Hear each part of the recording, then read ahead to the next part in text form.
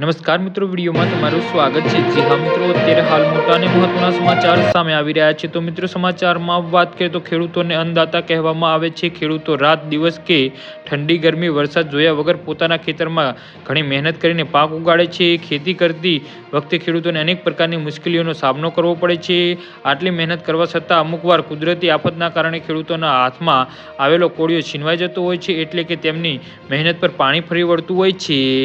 તો ખેડૂતોને હિત માટે કેન્દ્ર સરકારથી લઈ રાજ્ય સરકારો અનેક પ્રકારની યોજના ચલાવે છે। આમાં સૌથી મહત્વની અને સૌથી ખાસ યોજના છે પ્રધાનમંત્રી કિસાન સન્માન નિધિ યોજના।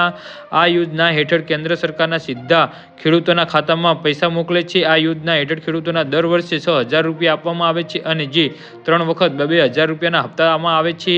આ યોજના હેઠળ અત્યાર સુધીમાં 21મા હપ્તા ખેડૂતોને અપાઈ ચૂક્યા છે। હવે ખેડૂતો 22મા હપ્તાની આતુરતાથી રાહ જોઈ રહ્યા છે।